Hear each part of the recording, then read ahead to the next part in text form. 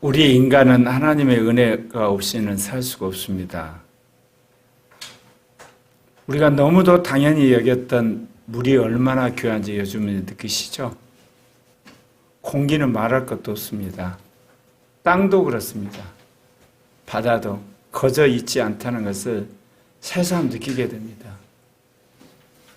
타락한 인간의 문명으로 말미암아 온통 너무나 당연했던 이 지구 생태계가 오염이 돼가지고 이제는 물이나 땅이나 그리고 바다나 그리고 이제 우리 공기나 다 이제 오염된 것을 피해서 깨끗한 걸 찾아야 되고 또 그거를 정화해야 되는 시대에 왔습니다.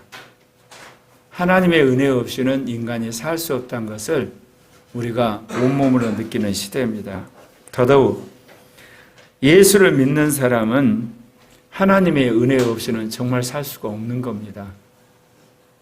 그런데 하나님의 은혜는 예수 믿을 때 한 번 받는 것으로 끝나는 게 아니에요. 평생 그 은혜를 받고 살아야 됩니다. 죄악된 세상에서 우리가 거룩하게 살려면 하나님의 은혜가 늘 우리에게 임해야만 하는 겁니다. 하나님의 은혜는요, 죄를 지을 때도 필요합니다. 가난을 벗어나기 위해서도 필요하고요. 아픔을 여러분 정말 벗어나기 위해서도 필요하고, 그리고 결혼할 때도 은혜가 필요하고, 사업할 때도 은혜가 필요하고, 취직할 때도 은혜가 필요하고, 목회할 때도 은혜가 필요하고, 전도할 때도 은혜가 필요하고, 우리의 삶 모든 부분에 하나님의 은혜가 필요한 것입니다. 특별히 하나님의 나라를 위해서 살고자 할 때 은혜 없이는 절대로 되지 않습니다. 왜냐하면 하나님의 나라라는 것은 인간의 혈과 육신으로 이루어진 나라가 아니기 때문에 그렇습니다. 하나님의 은혜로 이루어지는 나라가 하나님의 나라입니다. 그래서 하나님 뜻대로 살고자 하는 사람은 필히 하나님의 은혜를 구하셔야만 합니다. 그런데 인간은 하나님 뜻대로 살려고 하면서도 하나님의 은혜를 구하지 않은 참 모순된 행동을 하는 겁니다. 그런 의미에서 우리 자신을 돌아보면서 나는 과연 하나님의 은혜를 구하는 자인가? 여러분 돌아보시기를 바랍니다. 그런데 오늘 여러분이 보시는 설교 제목이 좀 독특하지 않습니까? 나는 하나님의 은혜가 머무는 자인가? 하나님의 은혜를 구하는 자인가? 일부 예배 때 청소년들한테 이야기를 했더니 얘들이 아무 생각이 없다가 하나님 은혜를 구하는 자래요. 그러더니 그 옆에 있는 아이가 눈치를 채고 나는 하나님의 은혜가 머무는 자가 되고 싶대요. 여러분,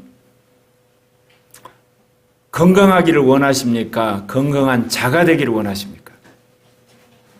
돈을 많이 벌기를 원합니까? 돈을 많이 버는 자가 되기를 원하십니까? 지식이 많기를 원하십니까? 지식인이 되기를 원하십니까? 여러분, 유명해지기를 원합니까? 유명한 자가 되기를 원하십니까? 은사 받기를 원하십니까? 은사자가 되기를 원하십니까? 능력 받기를 원합니까? 능력자가 되기를 원하십니까? 우리는 은혜를 받기를 원해요. 그러나 하나님이 정말 기뻐하는 것은 은혜가 머무는 자가 되기를 원하시는 거예요. 은혜를 받았다가도 은혜를 쏟아부을 수가 있습니다.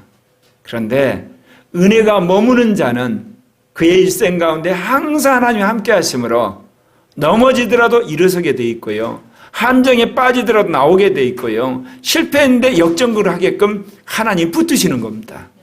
이게 은혜가 머무는 자입니다. 저는 평생의 소원이 있습니다. 어떤 상황에서도 나는 함정에 빠져도 다시 기어나오고 실패해도 일어서고 잘못됐다 했지만 하나님이 역전극을 하는 은혜가 머무는 자가 되기를 원하는 겁니다. 그것이 예수를 믿는 크리스찬이 추구해야 할 가치가 아니겠습니까? 그래서 나는 코리아교회에 오는 모든 형제자매들은 은혜를 구하는 자에서 이제는 은혜가 머무는 자가 되기를 원합니다. 우리가 왜 은혜를 받지 못합니까? 구하지 않아서 그렇습니다. 내가 지금 있는 형편과 내가 지금 있는 상황에서 얼마든지 내가 잘 살 수 있다고 생각하기 때문에 하나님의 은혜를 구하지 않습니다. 그러니까 받지를 못한 겁니다. 그런데 여러분이 하나님의 은혜를 그렇게 갈급했는데도 불구하고 여러분이 받지 못한 건 왜 그럴까요? 잘못 구해서 그래요.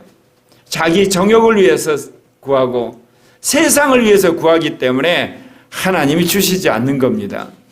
하나님의 나라를 위해서 그리고 교회를 위해서 복음을 위해서 구하면 반드시 주십니다.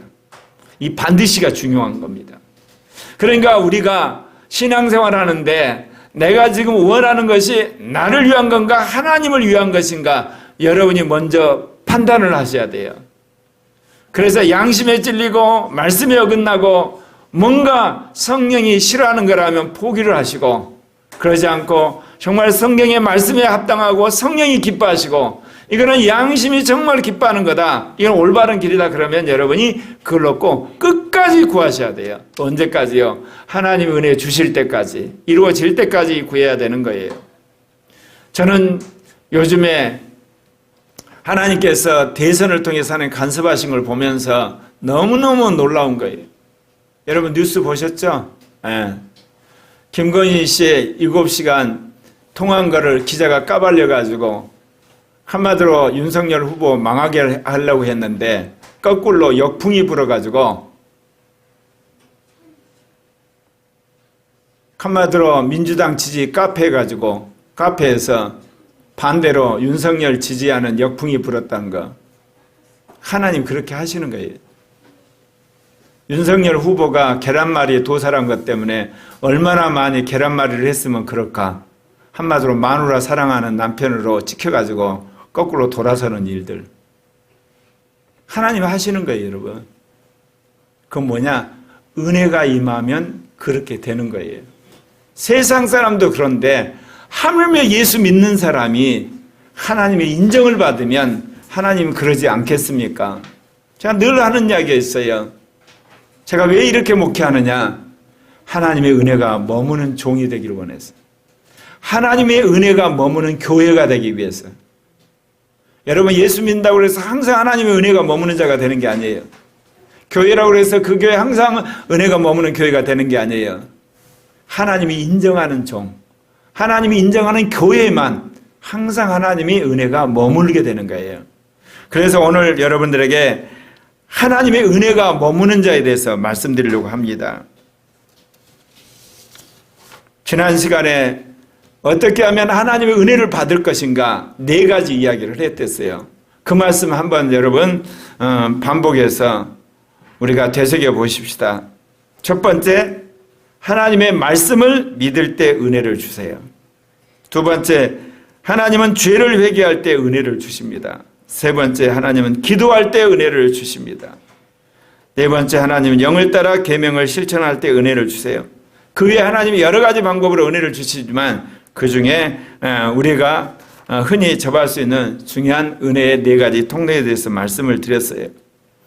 이렇게 하나님 은혜를 구하는 사람이 되는데 그런 사람들 가운데서 하나님의 은혜가 머무는 자로 주님이 택한 자들이 있어요. 인정하는 사람, 도장을 찍는 사람, 주님이 보호자가 되기로 약속하는 사람들이 있어요. 하나님께서 저에게 코리아 교회에게 민족의 복음 통일의 사명을 주셨어요. 더 나아가서 아시아 선교의 사명, 세계교회 개혁의 사명을 주셨어요. 이게 여러분 전도회하고 되겠습니까? 이게 여러분 우리 교회가 커져가고 되겠습니까? 우리 교회가 좀 유명하고 되겠습니까? 절대로 불가능합니다, 여러분. 어떻게 나라를 복음통일한 교회가 됩니까? 78만 여의도 순복음교회도 그걸 이루지 못하고 조영기 목사님 돌아가셨는데 불가능한 거예요. 은혜가 머무는 종이 되고 은혜가 머무는 교회가 되면 되는 거예요.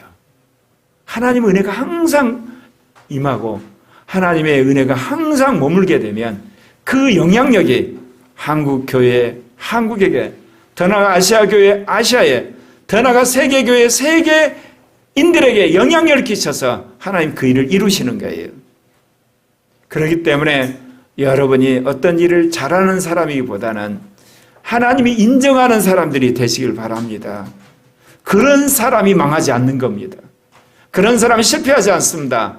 그런 사람은 여러분 결단코 이 땅에서 소멸되지 않습니다. 왜냐? 실패한 것 같지만 주님이 승리하게 하시고요. 함정에 빠진 것 같지만 끄집어 나오게 되고요. 역전패한 것 같지만 뒤집어서 재역전하게 하는 하나님의 은혜가 항상 임하기 때문에 그렇습니다. 첫 번째, 하나님의 은혜는 겸손한 자에게 머뭅니다. 하나님이 우주 만물을 창조하시고 인류 역사를 주관하신 최고의 권력자십니다. 그런데 그 최고의 권력자인 하나님 앞에 머리를 쳐든 사람에게 은혜를 주겠습니까? 계속해서 머리를 쳐들 텐데요. 하나님 그거 용납하지 않으세요. 왜 하나님이 교만한 자를 싫어하신 줄 아십니까? 세상 말로 하면 하나님과 맞먹물로 하는데 하나님이 어찌 그 사람을 그대로 두고 보시겠습니까? 그래서 하나님이 정말 싫어하는 사람이 있어요. 교만한 사람입니다. 죄 중에 가장 심각한 죄가 교만한 죄고 반역죄고 그런 죄예요. 교만한 사람은 뒤집어지면 반역을 하거든요. 그래서 여러분 나라에서도 사형에 처하는 죄가 뭔지 아시죠? 반역죄입니다. 여러분 꼭 이거를 기억하셔야 돼요. 특별히 지도자가 되는 사람은 이거를 마음속에 새겨야 돼요. 지도자는 뭐냐? 우리는 지도자의 개념들을 사람들이 자꾸 멋있게 이렇게 치장하는데 지도자는 권력을 갖는 자가 되는 거예요. 돈의 권력을 갖든 조직의 권리를 갖든 지식의 권위를 갖든 영적 권위를 갖든 권력을 갖는 자가 되는 거예요. 그렇기 때문에 지도자는 먼저 그 힘을 가졌을 때 어떻게 쓸 것인가 훈련을 받아요. 그게 겸손의 훈련이에요, 여러분. 네. 오늘날 사람들이 지도자 그러면 섬긴다는 것부터 연상해요. 여러분 지도자 그러면 권력을 먼저 갖는 거예요, 여러분. 무슨 섬기는 사람이 지도자예요. 권력을 갖는데 그 권력하고 섬기라 그 이야기입니다. 사람들이 오늘날 워낙 권력 가진 사람, 힘 있는 사람, 유명한 사람들에게 대버려가지고 지도자 그러면 섬기는 자인데 여러분 지도자? 섬기는 사람이 지도자나요? 아니에요, 여러분. 힘 있는 사람이 지도자인 거예요, 여러분. 근데 제발 그 힘 가지고 남 억압하지 말고 남 약탈하지 말고 남에게 군림하지 말란 거 아닙니까? 제발 섬기라 그런 거 아닙니까? 최고의 권력자, 최고의 통치자, 최고의 주관자 되시는 하나님이 어떤 사람의 은혜를 주시겠습니까? 교만한 자가 아니라 겸손한 자예요. 그런 사람에게 힘을 줘야만 당신의 뜻대로 그 사람이 순종해서 일을 할 거 아닙니까? 정말 여러분 하나님께 쓰임받기를 원하십니까? 겸손한 자가 되시길 바랍니다. 야고보 4장 6절입니다. 같이 읽겠습니다. 그러나 더욱 큰 은혜를 주시나니 그러므로 일렀을 때 하나님이 교만한 자를 물리치시고 겸손한 자에게 은혜를 주신다 하였느니라. 그렇습니다. 동네 반장도 그렇습니다. 여러분 학교에서도 그리고 회사에서도 심지어 국가에서도 하나님은 겸손한 자를 뽑아서 그 사람을 권력을 주기를 원하세요. 그런데 사람들이 권력을 잡으면 오만해지고 교만해지고 자고해서 망하는 거예요. 베드로전서 5장 5절에도 그래요. 함께 읽겠습니다. 젊은 자들아 이와 같이 장로들에게 순복하고 다 서로 겸손으로 허리를 동이라. 하나님이 교만한 자를 대적하시되 겸손한 자들에게 은혜를 주시느니라. 코리아교회 와서 여러분이 배우는 것이 뭡니까? 나는 죽고 주님이 사는 것. 그 삶을 실천하게 되면 자연스럽게 겸손하게 돼 있어요. 나는 죽고 주님이 사는데 교만하다. 그건 가짜예요. 나는 죽고 주님이 사시는데 남을 나보다 여기지 않는 사람도 가짜예요. 내가 죽었는데 내 안에 주님이 사시는데 어떻게 겸손하지 않을 수가 있어요? 주님은요 하나님이신데 인간이 되셨어요. 근데 인간은 오신데 어디 왔냐? 마을 구육간에 오셨어요. 나중에는 사람들이 조롱을 받고 사람들이 십자가에 죽으셨단 말입니다. 한마디로 사람 중에 제일 꼴찌가 된 것이에요. 완전히 버러지같이 취급당하고 쓰레기처럼 취급당하고 그렇게 십자가에서 저주받고 죽으셨어요. 그리스도의 영이 우리 안에 오게 되면 우리로 그런 사람을 만들게 하세요. 그런데 여러분이 겸손하다고 해서 그 사람이 어떠나요? 무시할 수 있나요? 누가 함께 하는데요? 우주의 권력자인 하나님이 그 사람과 함께 한다니까요. 그 사람을 짓밟고 그 사람을 무시하고 그 사람을 천대하면 오히려 망해버리는 거예요. 하늘에 계신 하나님이 역사를 하니까. 제가 늘 그런 이야기 했죠. 왜 남북이 통일이 안 되냐? 이 남한에 있는 교회가 정신을 못 차려서 그렇다. 남한의 교회가 정신을 차리면 대한민국이 제대로 돌아가고 대한민국이 제대로 돌아가면 북한은 무너진다. 아마도 정권 교체되면 5년 안에 북한에 쿠데타가 일어날 것 같습니다. 왜냐하면 이제 한국의 교회가 깨어나서 주사파도 척결하고 동성애 전체주도 척결하고 민중민주주의라는 민노총도 이제 쪼그라들 테고 그러면 한국 교회가 이제 통일 준비 됐잖아요. 그럼 북한 이제 주님 망하게 해야 되잖아요. 그러면 결국은 김정은 칭이 되고 군부 반란 세력고 서로 싸우지 않겠습니까? 그래서 하나님이 남북의 자유민주 통일, 복음 통일하게 하실 것 같아요. 왜 갑자기 겸손 이야기하다 그 이야기 했겠어요? 하나님이 역사를 이루어가는데 한국 교회가 개혁된다는 걸 뭐라고 하겠어요? 한국 교회가 돈 좀 있다고, 남들 유명해졌다고, 커졌다고, 예배당 커졌다고 오만해진 거예요. 그러니까 하나님이 코너에 몰려가지고 완전히 땅바닥에 주님 엎드리게끔 만든 거 아니에요. 그런 가운데서 하나님이 준비된 종들과 교회들을 통해서 이 나라를 새롭게 건설하는데 핵심적인 역할을 하게 하시고, 그리고 주님이 그 기도를 들으시고 대한민국을 새롭게 한 다음에 이제 때가 돼서 북한도 무너뜨리게 하신다 그 얘기입니다.